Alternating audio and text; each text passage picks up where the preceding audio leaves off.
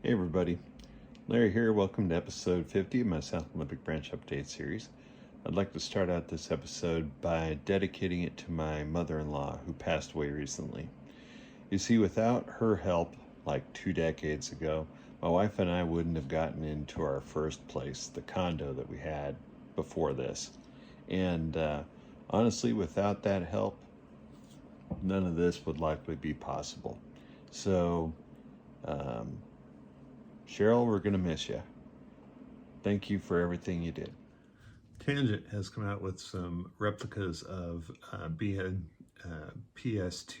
4750 hoppers, covered hoppers. And me having a bit of a weakness for hoppers, I picked up some of those. Not all of the numbers they had available. I don't have that much money. Anyway, I just dropped something. I'll have to see what that is in a second. So I thought I'd open one up and take a quick look at it. Okay.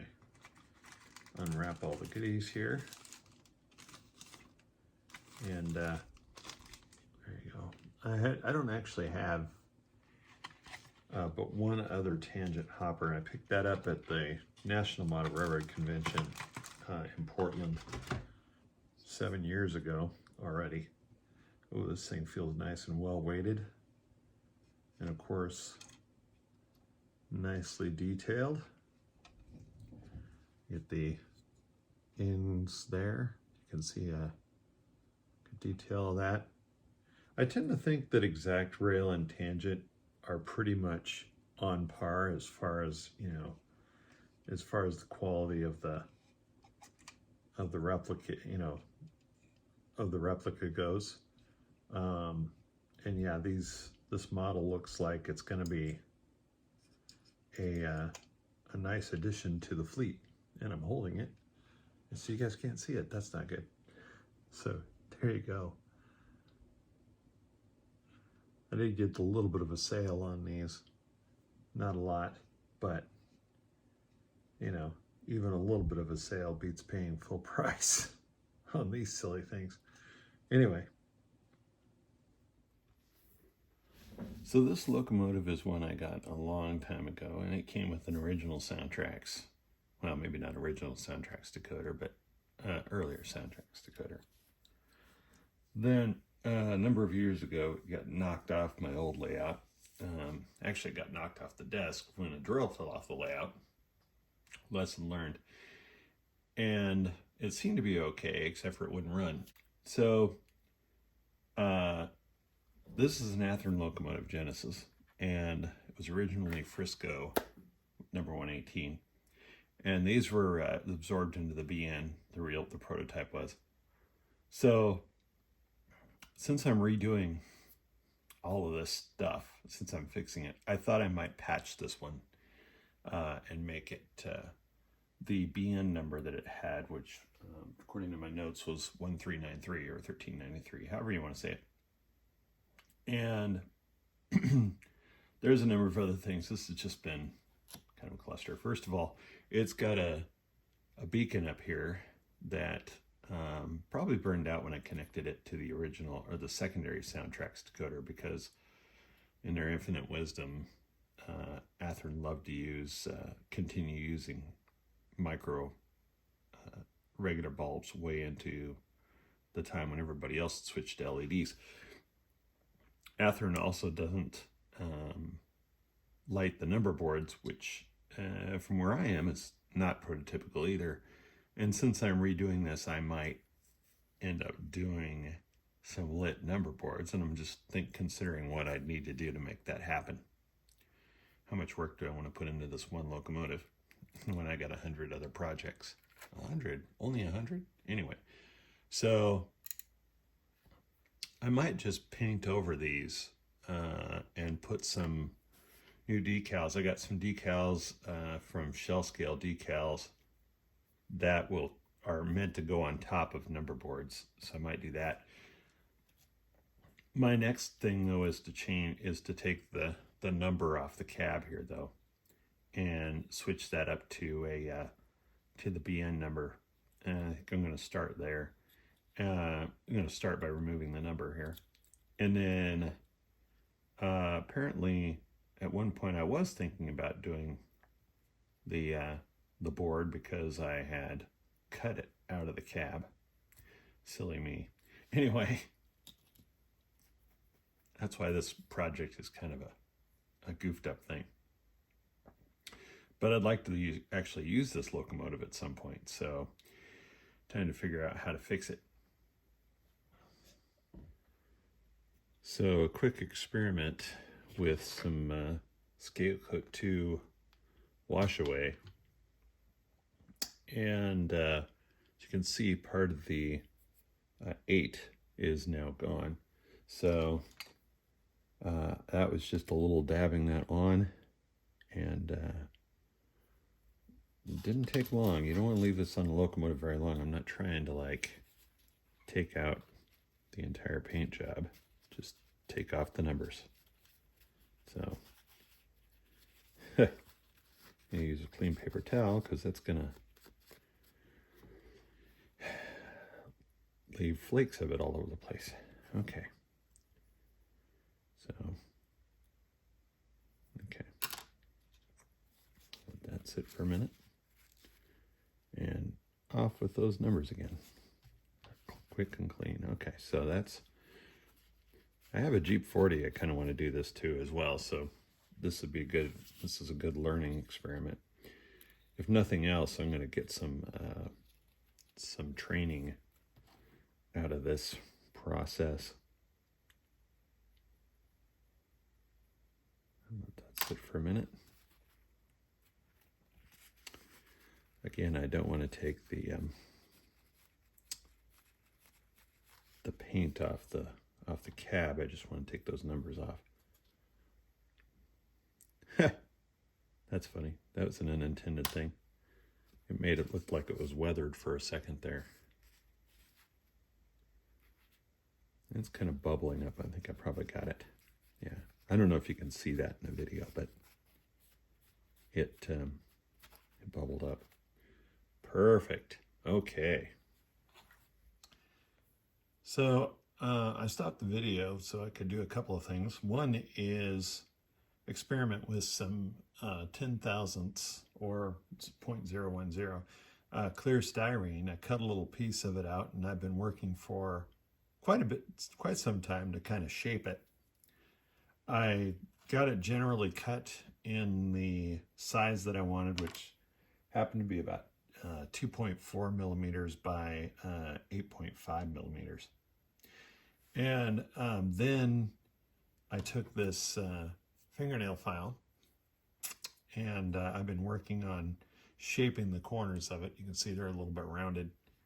The other thing that I did was I watched a video with this guy, J.T. Burke, because I couldn't, the wires on the beacon didn't seem to want to move, and I did want to fix that. So I went ahead and pulled harder after watching the video, and finally got the original bulb to pop out of there, because I know it was toast. So I have these Athearn LEDs that I probably have shown you guys before. And the reason why I buy these things is that they are made to fit in the Athearn lenses, Athearn holes. And what I mean by that is that they actually have the micro bulb, kind of grain of rice bulb there, fit to them, which is cool. Now, I understand there's some kind of lens conversion kits you can get. I haven't figured out where yet. I'm going to do a little search on that. But I put this up in the beacon, and it fits nicely. I did use my LED tester, and I figured out that I'm gonna have to put some blackout, some kind of black paint on the bottom of it, because no, it's not lining up. Because otherwise it's going to make the cab glow, and I don't really want the cab to glow. So unless I had it intentionally glowing. But the LED, yeah, and the LED doesn't really need to be that bright. So I'm probably going to see what I need to do with the resistor to get it a little dimmer, and then paint the underside of the cab here black so that it doesn't shine through. A Google search I did revealed that the BN had stenciled their numbers on the cabs of the locomotives, and I have some stencil Gothic here, and it's not quite the same stencil, but I don't know if I'm going to be that picky about that. Probably not, because I would like to get this project done in my lifetime. Anyway, so looking at the photos, this right here, this size right here appears to be the right size. And then I've just got to put the letters, which would be the B and the N from that size on the side of the cab as well. And then that'll be it for the cab numbers. And then because the Frisco locomotives only had the numbers on the cabs, not the car body. And then I have painted the number boards out, and I decided to give up on lighting these because I was looking at the locomotive and looking at the car body at the other end of it, and it's solid back there, so I could really cause myself a lot of work trying to get that done, and I'm not sure I'm that enthusiastic about it, at least not on this one. Maybe on a later one when I've got more to do or more time to work on that. And then I'm still waiting for the craft paint I put under the LED there to dry so I can test that. Let's see how that works. I did do a little bit of CA on that in there to hold the bulb in place, and it seems to be pretty solid. So I've got one side of the cab stenciled with the individual letters and numbers there. You know, I would have recorded this, but we do want to keep this channel somewhat family friendly. Nobody needs to hear the amount of swearing that goes on when I'm trying to position decals. Decal's basically done, and not bad. Could be better, but I'm not great at decaling, so there you go. Now it's time to remove the previous decoder from the locomotive. Now I'm working on the install of the board, and I've been messing around with the function set up for that. That's more of a Mars-like kind of thing. And I'll have two outputs, one that goes to the gyro light in the nose, and one that goes to the beacon that's in the cab. Well, now I finally have a patched Frisco locomotive for the layout. It ain't perfect, but it's not bad. I'm still working on it, and since this one was broken, it had been apart so long that I don't immediately know where the coupler boxes are. For those of you wondering when I was going to get back to actually building the railroad, I just finished striping, putting on the center line of the road with this white jelly roll pen over here. And then working on a culvert. I think I'm going to go get a little bit bigger piece of styrene tube for this, or maybe I'll go with a slightly smaller one and do two of these. But I actually used my Forstner bit to make the hole in the flat styrene that I then squeezed the evergreen styrene tube into. Pretty cool, huh? I was on my way home from work tonight, and I was looking at the roads, and I thought, oh man, I screwed up. the center line should be yellow. Well, I went over it with a yellow pen and I think it still looks okay, although it might be a little actually too bright. And then I took the white and drew in the fog lines. I still have to work around the corner up there, but it might actually be a little bit too neat, a little too new looking for most of it. So I've got my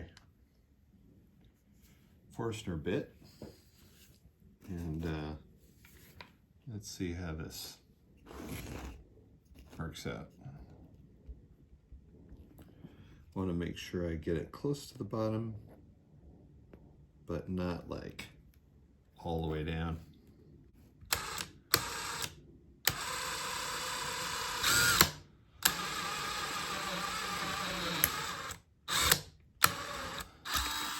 Whee! Spin it. Okay. So check that out. It's not bad. Okay, so I'll put that down in there. And know that hole does not match the pink insulation foam, but it doesn't have to. Assemble my part here. And yeah, there we go.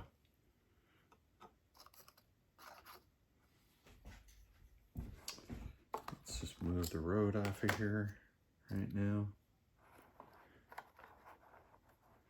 Okay. Now, if you're looking, you'll notice that the culverts on the two sides don't match. They don't match up. But I don't really think that will matter for the overall effect. Gonna glue these two pieces together. I've got a little angle plate that I got from Micromark to help keep things square while I'm doing it. Let's get this lined up and we'll see how things end up. Just want to get it level with the other one, and we should be good to go. Time for some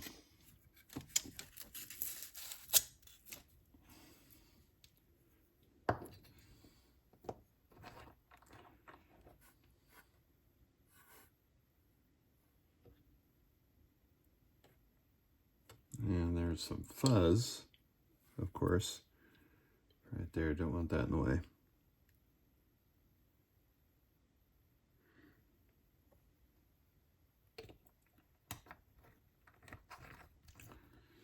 Let that sit for a minute. I think that looks pretty good, but I think I cut this wall a little short of where it needs to be, so I'm gonna have to either make a longer one, or maybe I'll put a piece of styrene in there and give it a little bit of character. Still got lots of work to do on the crossing over here, but I'm pretty pleased with the way it's shaping up. I think it'll be a nice addition to the scenery. Once that piece is done, I can fill in around the upper part here and start filling in around the corner too.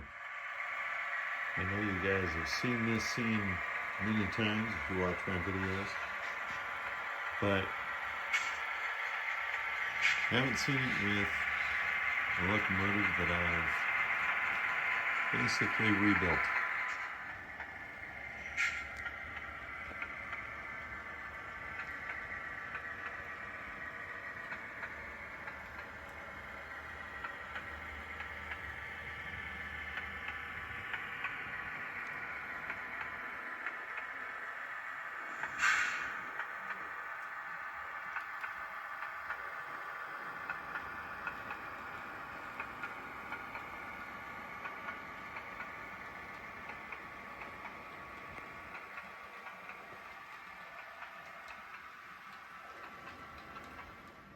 Once again, thanks for joining me for episode 50.